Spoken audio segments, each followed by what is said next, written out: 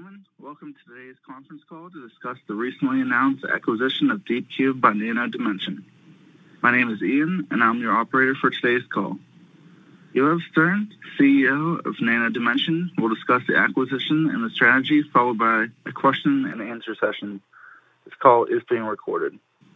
Before we begin, may I remind our listeners that certain information provided on this call may contain forward-looking statements, and the safe harbor statement outlined in the press release that was published regarding this acquisition also pertains to this call. If you have not yet received a copy of the press release, please view it in the investor relations section of the company's website. I would now like to turn the call over to Nndm CEO, Yoav Stern. Yoav, please proceed. Thank you very much, Ian, and good day to everybody. Thank you for taking the time and listening. We're going to discuss the acquisition of DeepCube, and then, of course, we'll answer questions that you may have. So, to reminder, we're looking at three kinds of acquisitions over the last half a year, even more, actually, starting in July or so last year. And this is the acquisition of the second time B. This is an acquisition of a company that has a technology that within many technology companies we're looking at, that we believed after due diligence that it's important to have this technology in-house, and it will be much more time, much more effort, if at all, to try to develop it ourselves. Now, we've been working on this specific company for the last probably 4 months, which included due diligence, technical due diligence, technology due diligence, very, very intensive, plus looking at other companies with a comparison of other prices that other companies like that have been traded or sold. Not a lot of them exist that were sold, and we decided finally to move on, negotiations, etc., and we just closed it. Now, DeepCube, out of technology companies by itself, is a unique one for us and in general. We're not buying here technology that we are involved with in materials. We're not buying technology that we're involved with in printing or in specific hardware and specific technologies that are involved with building machines. It's actually much more important. DeepCube is the technology that's going to be used as the brain of our both machines, 3D printing for electronics machines, LED manufacturing, and with the DeepCube brain, artificial intelligence, which I'll explain in a second, we intend to fulfill the vision of building much more than just very smart machine, but rather building a network, what we call smart fabrication network of machine, which brain and control will be up in the cloud or in a private cloud, and the machines will be nodes in a network of many machines printing electronics in different places in the world, owned by either a network of a customer or a network of few customers or connection to our own network. And inventory is going to become digital rather than holding inventory on location and be sent just as need, just in time to be printed in the different locations. So it's a very big vision that can be and will be fulfilled over the next couple of years with the DeepCube brain machine. Now, what is it, the brain machine? DeepCube developed a deep learning technology, and I will give you 2 words just to people to realize what's the difference between general artificial intelligence and artificial intelligence that's based on deep learning and specifically machine learning.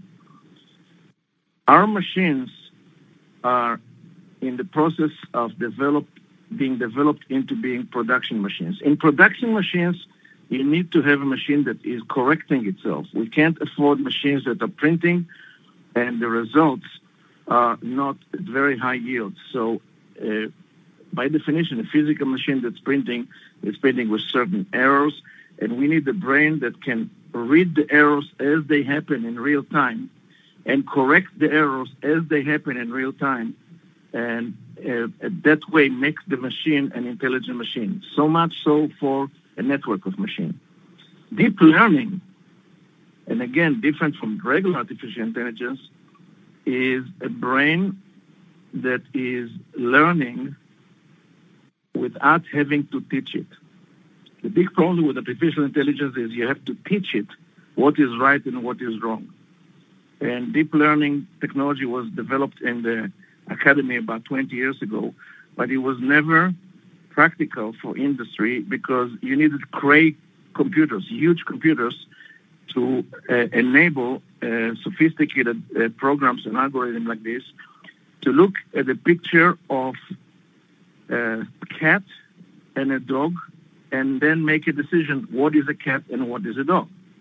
The old artificial intelligence and other artificial intelligence systems will start to describe a cat and describe a dog, and it's 2 ears and 2 eyes and a mouth and teeth, and the computer still would not separate between them because it's the same description. So you need very, very sophisticated description of what is a cat and what is a dog, which takes a lot of manpower to teach the computer in a regular AI system. The deep learning is different. You show them 50,000 pictures of dogs, 50,000 pictures of cats, and after seeing that by itself, it knows the difference between a dog and a cat, and it will start to identify dog and a cat at an accuracy of about 95%. That is what deep learning is. No teaching, inference. Inference is reached by the system teaching itself. And that's what we need, because if we were trying to teach regular artificial intelligence systems of what is right PCB and what is wrong PCB, good luck for us. This would cost much more than be worth to use artificial intelligence.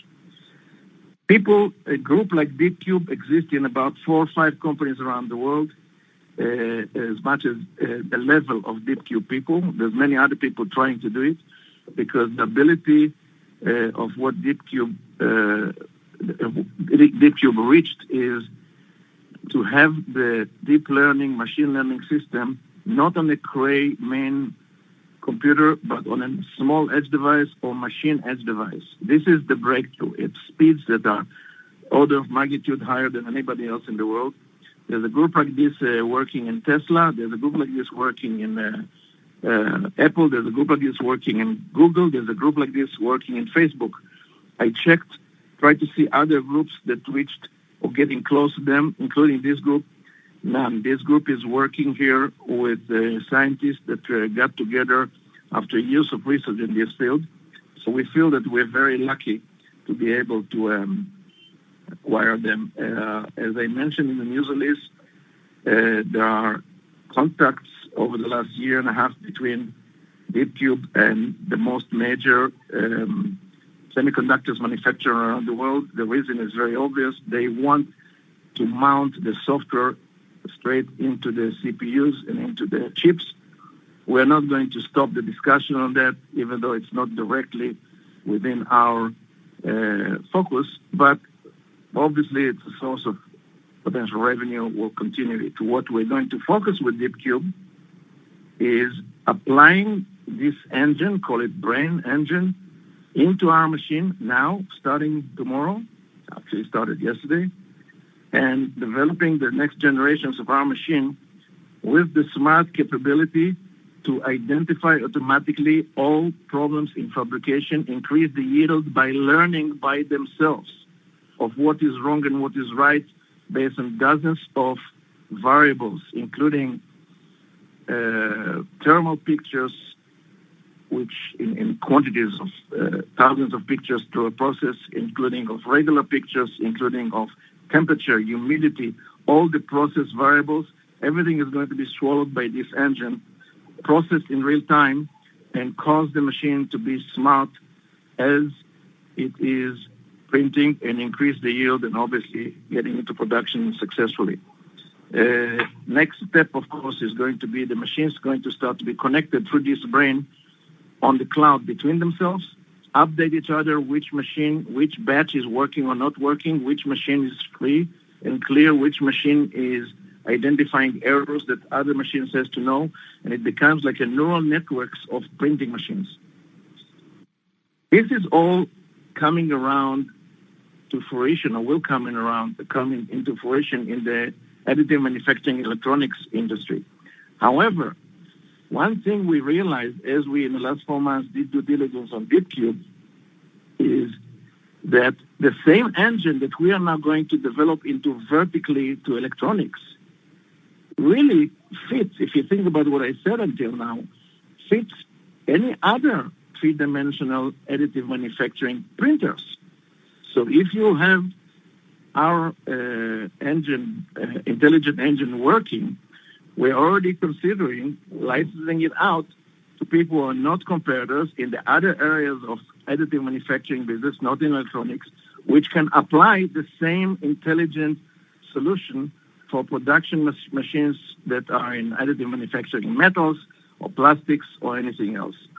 So we're very, very excited not only about the ability to take our machines forward into a much better performance and intelligent results, but also expanding our business model that will enable us to be the suppliers of intelligent solutions for fabrication, even outside the electronic industry, eventually. So that's in so much as the DeepCube acquisition.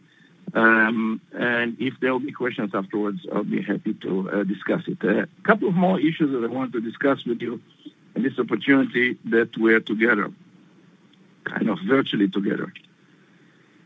Share price. I'm sure you care about the fact that share price of Nano was going down over the last little while.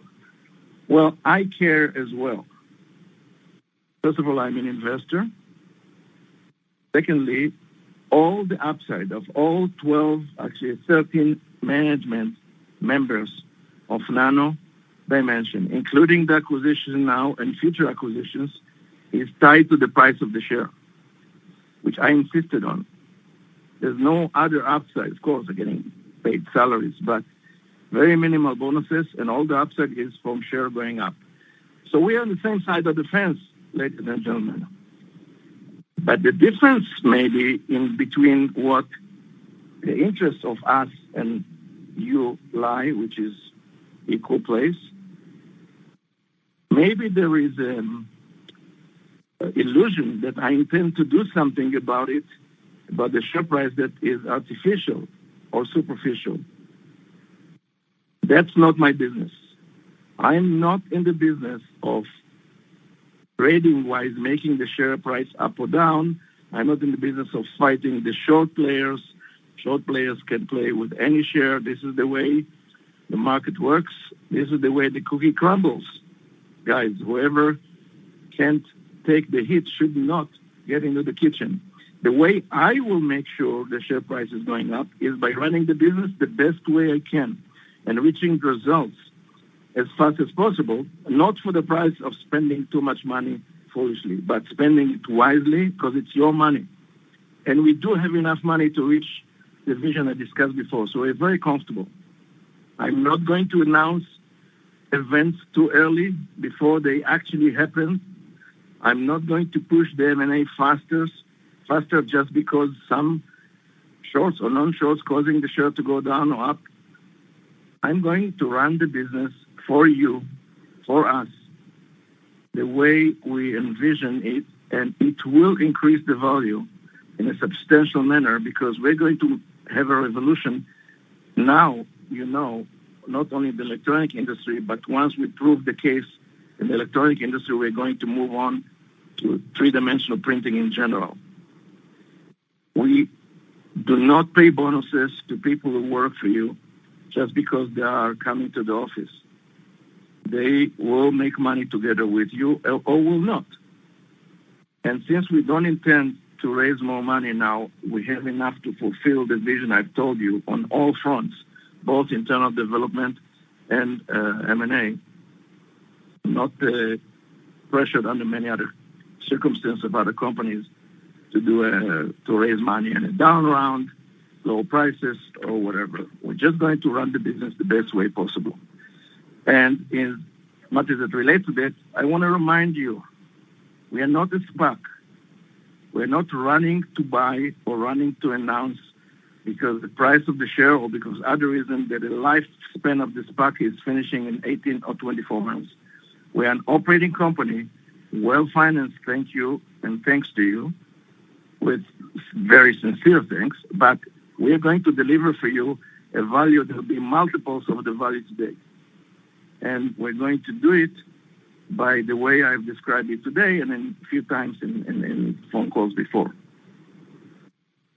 So thank you very much for being supportive. We do care. We are attentive, but we are going to do it the right way, which is practically the only way. So I'll stop here, and I would like to be attentive now for your questions and try to answer them. At this time, we will now begin the question and answer session. To ask a question, you may press star, then 1 on your telephone keypad. If you're using a speakerphone, please pick up your handset before pressing the keys. To withdraw your question, please press star, then 2. At this time, we will pause momentarily to assemble our roster.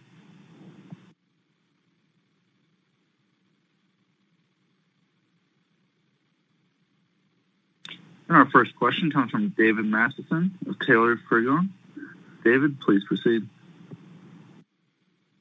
Hi, thanks, Yoav. This is Dave, and congratulations on the acquisition. I was wondering if, as you sketched out the vision, you could explain what, if I'm a customer, an additive manufacturing customer making PCBs, is the idea that this deep learning network is going across customers, or is it just looking at the data from my manufacturing? I'm just thinking about the dynamics of that. Yeah, it's a very, very good question. The plans, once we get to establishing the network, the neural network for additive manufacturing is multiple, and your question is right on. First of all, a large customer, if they have multiple locations, or even in their own location, they will have their own network and all the machines network between themselves. Obviously, certain, for instance, defense customers would not want to share this, maybe not even the public cloud. They'll have their own personal cloud. We will have our own network which will connect to all the customers that will allow us to connect, and we'll have to make sure we supply them with the cybersecurity that they request, so they don't feel that certain information is running out without control.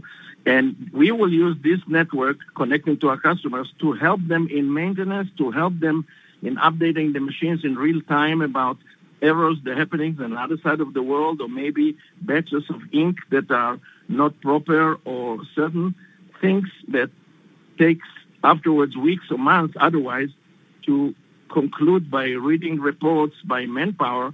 This artificial intelligence and deep learning, machine learning can in real time reach results, and if it's not secretive results, quote unquote, it will and can publish it to customers to improve their performance on the machines.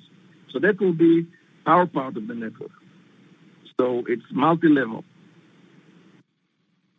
Thank you. Our next question comes from Sam Robotsky of SER Asset Management. Sam, please proceed. Yeah. Good morning. Could you discuss the DeepCube's sales and backlog and the $40 million that we're paying? Plus, is the $30 million depository receipts for Israeli stock, and how does that compare to domestic U.S.? ADR are securities that are traded on NASDAQ. It's completely comparable to any other share you buy on NASDAQ. The company is not traded in Israel. Everything you trade, everything you buy is American depositories against each depository note, call it. There is a share behind it, which is a share of the company. So as much as you're concerned, you're buying American security, selling American security, there's no difference. That's point number one. It's just a mechanical tool that enable easily to have the Americans invest in American paper, which is backed up with an Israeli company's share, common share. Point number one. Point number two, regarding your question, can I describe the backlog and customers of DeepCube? The answer is no. In other words, the backlog and has DeepCube been profitable? No. No, we're not going to talk about that now. Is that what you're saying? No, because it's confidential, and I do not want to describe this publicly. But the answer is they were not profitable, and we're not going to discuss other numbers regarding DeepCube. Okay. Do they compete with Sigma Labs? With who? Sigma Labs? Yes. I don't recognize the name. I'm sorry. Okay. Specifically, I don't recognize the name Sigma Labs. Okay. Well, good luck. Hopefully, the DeepCube becomes profitable, and everybody gets to know it. Thank you. No. I want to correct you. The plan is not to get DeepCube profitable at all. Actually, the plan is to integrate DeepCube technology into Nano's machines and network and fabrication network and make Nndm profitable. We're not going to build DeepCube as a subsidiary and run it and make it profitable. Absolutely not. We're going to integrate the technology which will enable us to be profitable on nano level and grow nano sales faster. Okay. Thank you. Thank you very much. Thank you very much for your question, sir. As a reminder, if you have a question, please press star, then 1. Our next question is going to come from Brian Herman of ViewTrade Securities. Brian, please proceed. Hi, good morning. Thank you for the call. The question is, can you summarize the terms of the acquisition and talk about if there's any performance bonuses on the DeepCube side, and just a general summary? I read a couple new. The transaction was done at $70 million. Actually, if you look precisely, the company has about $2 million of cash. So really the net is $68 million. But let's speak about rounded numbers, because we paid 70 and we got the company with $2 million of cash. So if we speak about 70, so it's easier to understand, 40 of it was paid in cash. 30 of it is paid in shares. Most of the shares were paid to the founders, Dr. Eli David, and a couple of partners that are very, very important to the continuation of the business. They joined Nndm, and those shares are being subject to standstill. Some of them 12 months standstill, which means nobody can sell them in the market in 12 months. And for Dr. Eli David, the father of the technology and one of the world leaders in deep learning, machine learning, being an advisor to people like Samsung and to other that I can't name their names, but I told you about the semiconductors company around the world, him personally. His shares that he received are going to be held in a standstill or in a blocked from sale for 3 years, and will be subject to him being with the company and performing. So that's kind of a long answer to your short, good question. Great. That sounds great. Thank you. Thank you.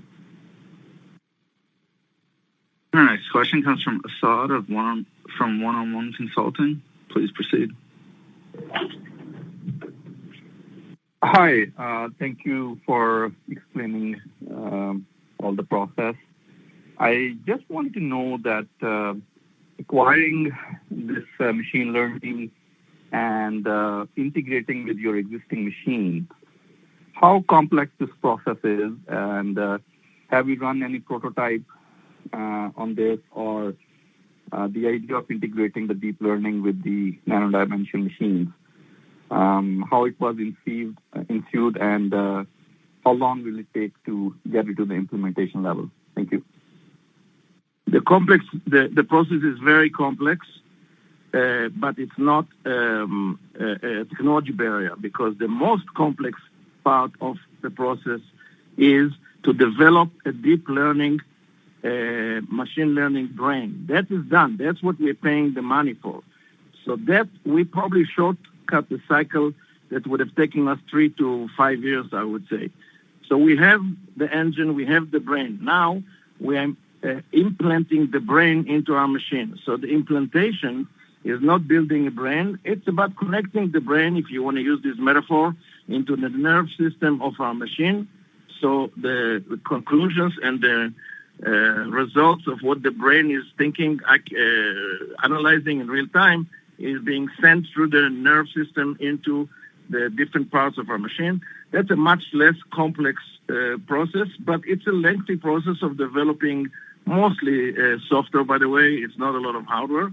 And it will get into it's not going to be implanted into the existing machines. We're already in the process of developing the next 2 generations of machines.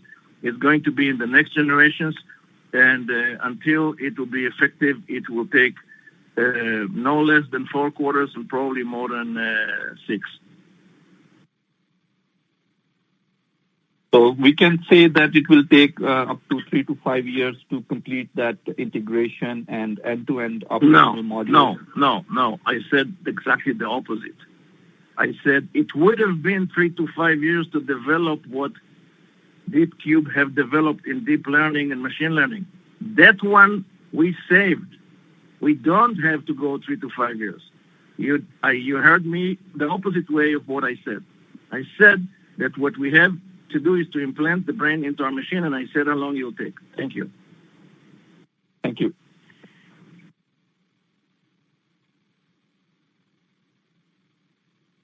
This concludes our question and answer session. At this time, I would like to turn it back to you, Stern. Thank you very much.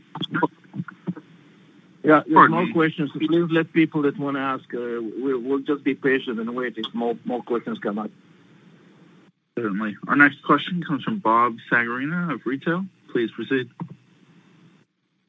Hi.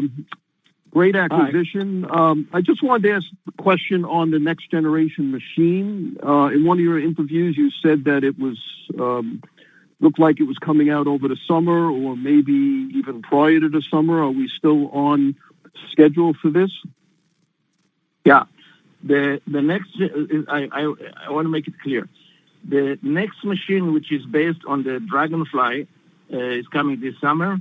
It's entering alpha stage in a couple of weeks, and then beta stage. There's practically no risks of development. It's now only implementation and getting into a commercial model that is all development is completed.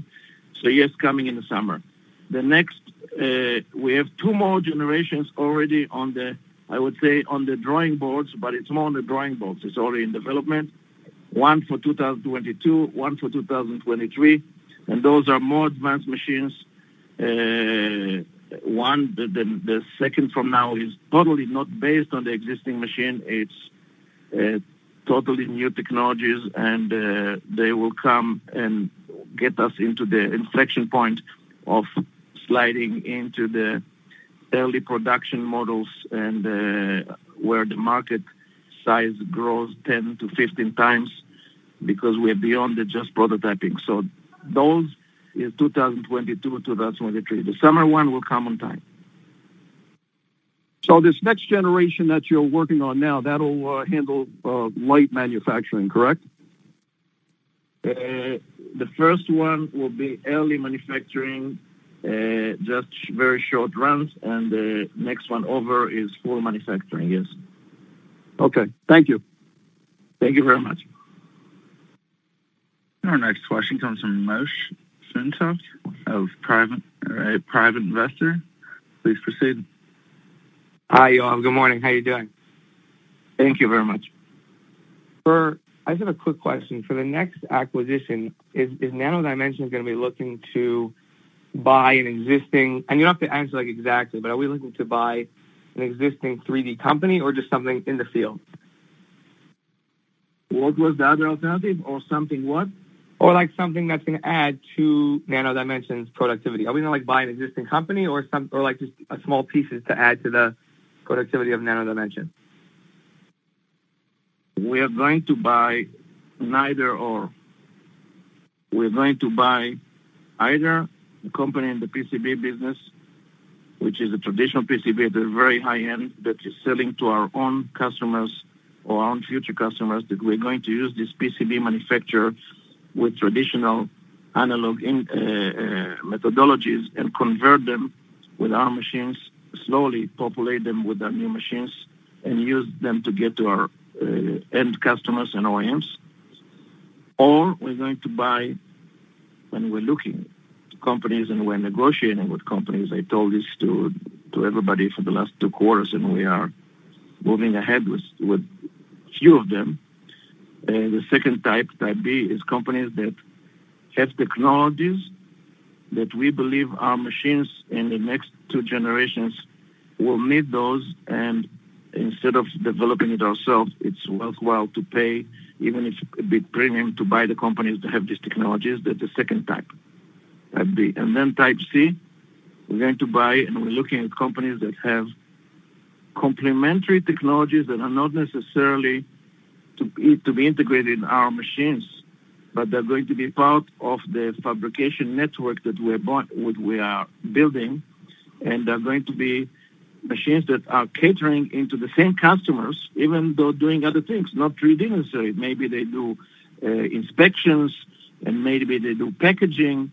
And those machines, since they're being sold to the same distribution channel, same customer that we are going to expand our business and add contribution to our business and strengthen our position with our customers as supplying a total solution of digital manufacturing network. That's the 3 types of acquisition we're looking at. Thank you so much for your answer. I'm a young investor, but I believe fully in you, and I'm looking forward to our bright future. Thank you so much. Have a great day. And as a final reminder, if you have a question, please press star, then 1.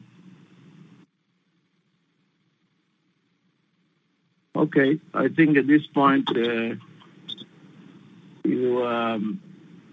there any other question, operator? Yes, correct. We actually have a question from Jonathan Buckley, private investor. Please proceed. Hi there. I was just wondering, what are you guys doing to improve upon the material that you guys have? Because I know you use a silver ink. Is there something you guys are looking to expand upon that? Yes. That's the answer I was expecting. All right, thanks.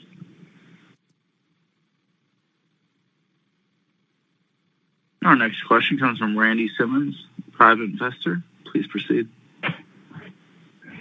Good morning. I'm curious as to when you're going to be generating more revenues that should support the share price.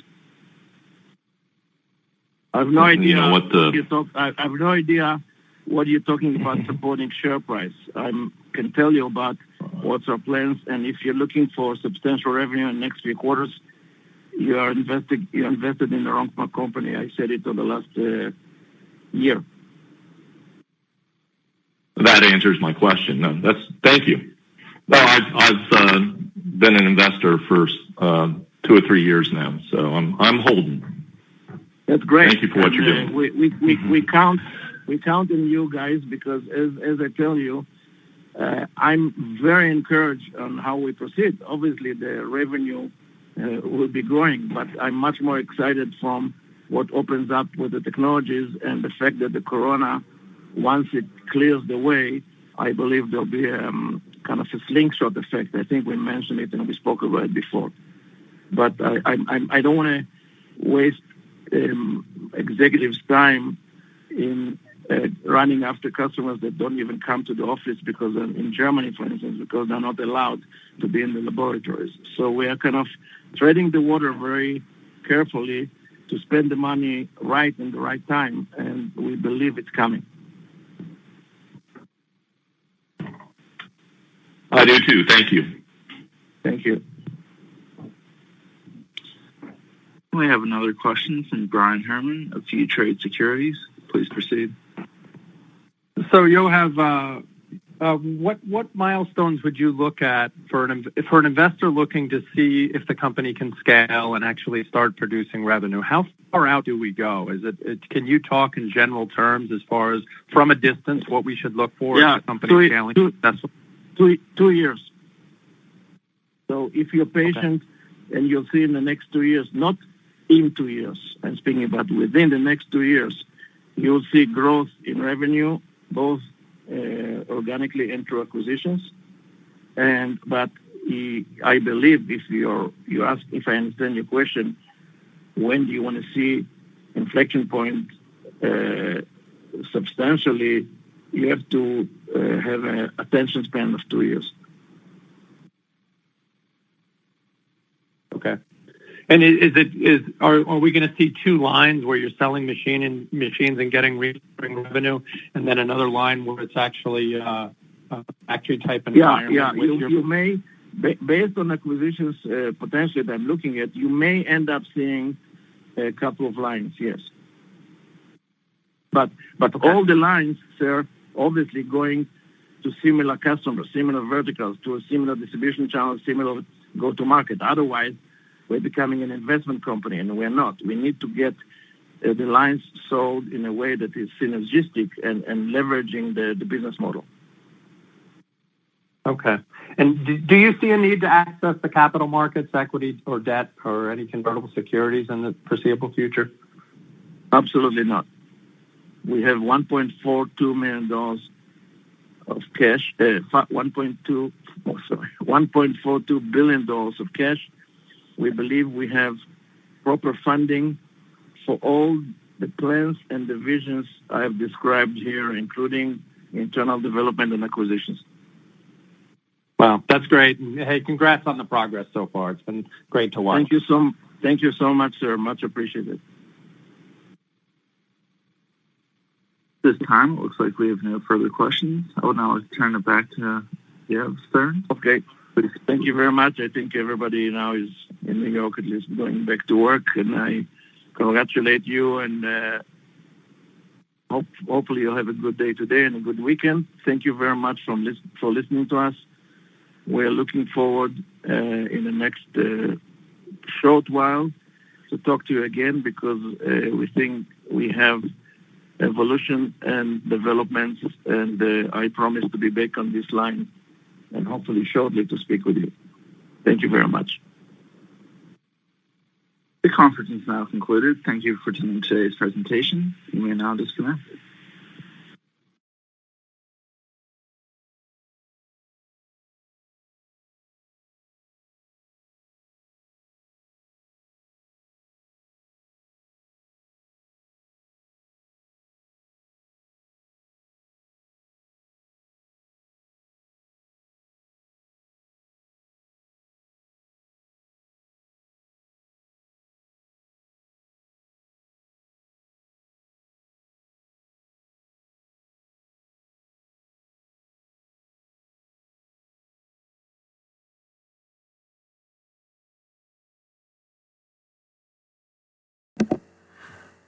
Thank you everyone for watching the live stream.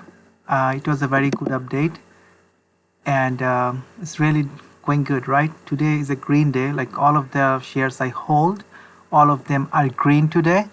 I made a massive profit, especially I made some videos on microvision, which is MVIS. So microvision was one, and the other one was skills, SKLZ. Both of them gave me a very good profit today. So I made some call option, as I explained in my last video, that how to play with call option, which is strike and which option you should be buying. So just using that, it was a great success today. And Nndm also doing good. I'm very bullish on Nndm, and I love to cover Nndm. So if you haven't subscribed to my channel, then please subscribe to my channel, and also hit the like button so that more people can see this in future. And also, do you want me to cover anything? I see few people online here. Do you want me to like go through the charting or anything here? If not, then I'm gonna just end the stream. So thank you very much for watching this particular video. So have a nice day and stay tuned. More videos will be coming. Thank you and have a wonderful trading day and happy weekend. Take care, my friends. Bye.